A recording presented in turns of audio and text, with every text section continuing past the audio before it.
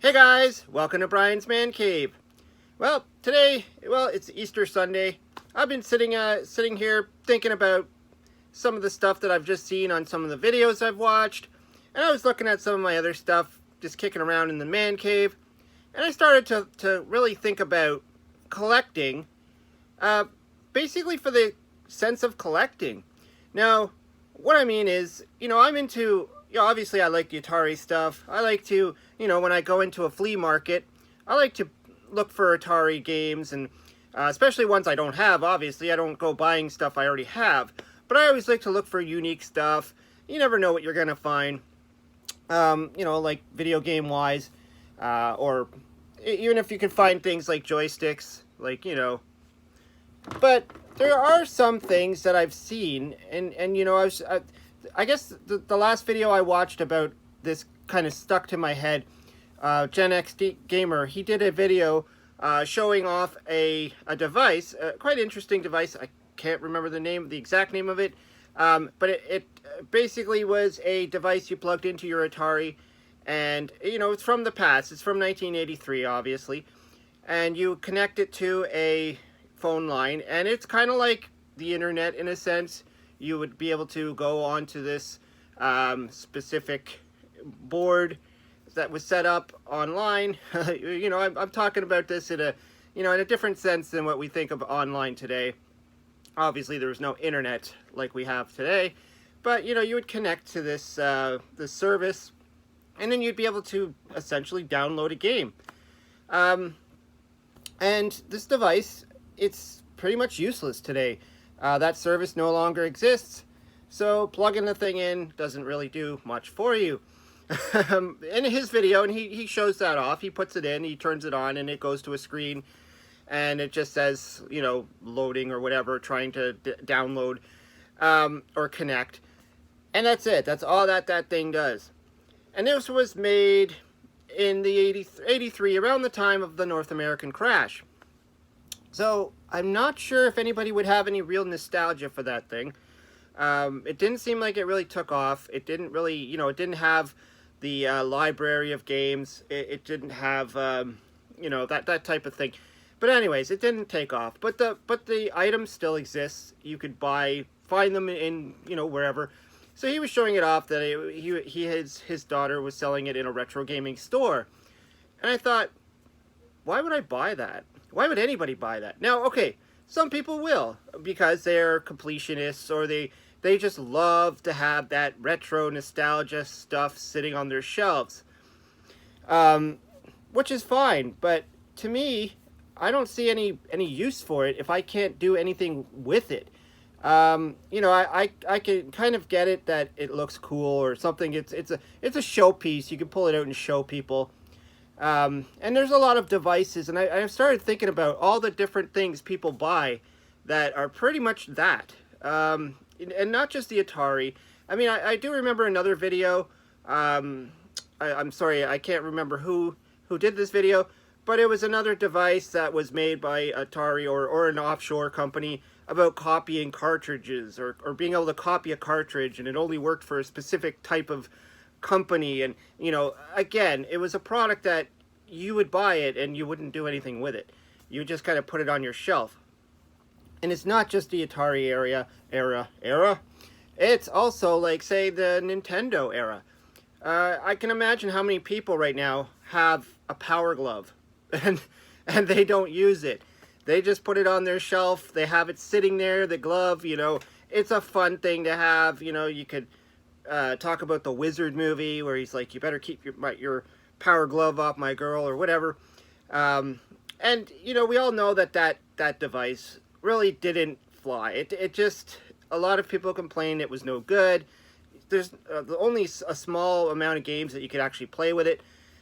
From what I've seen, I've never tried one on. I've seen them in stores. I've seen them in the flea market, and I've looked at it, and even back then I thought, why the heck would I buy that? What would I do with it?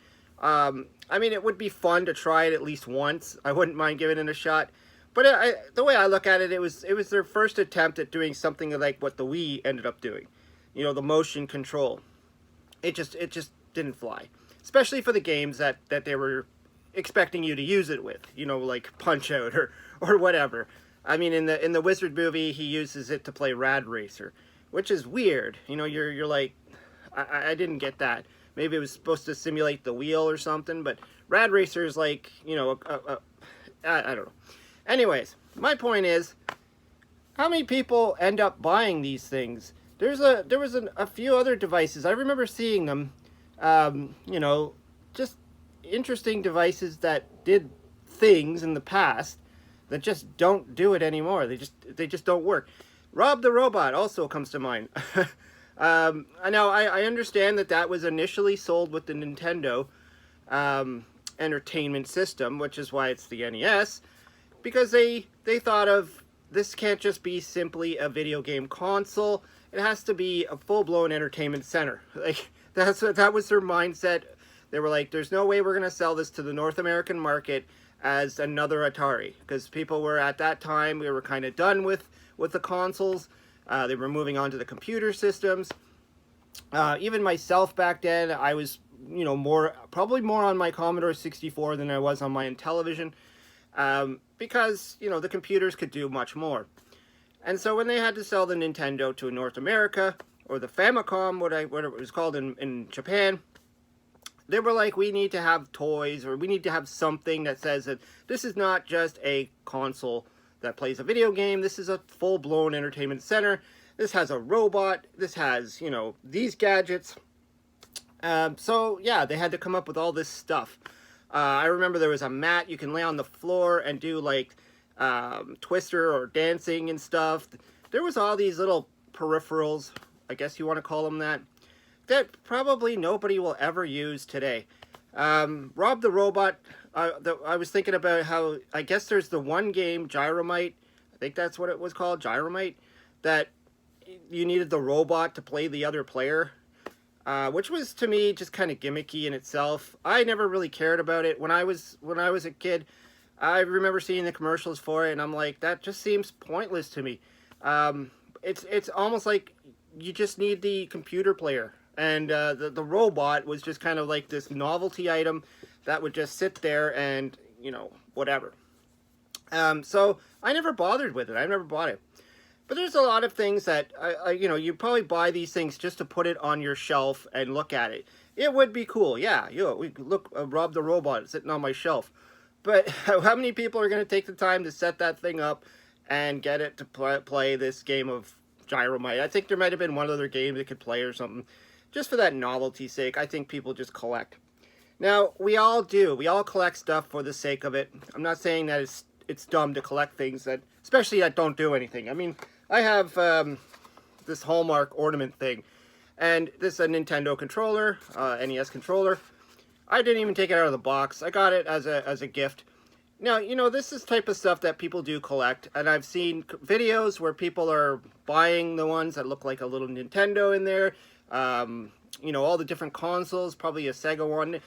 Hallmark makes tons of these things that they're literally, like, you could use them as obviously a decoration. That's what they're for.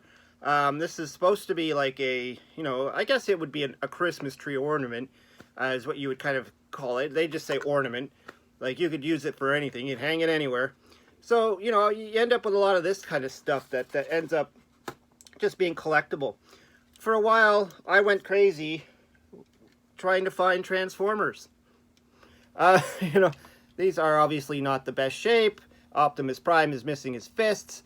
I think a lot of people have an Optimus Prime missing the fists. Same with Starscream here. He's missing his fist. He's got his guns on the back, or his cannons or whatever. But he's missing the fists, which kind of suck. And, but for a while there, I was collecting a lot of these things.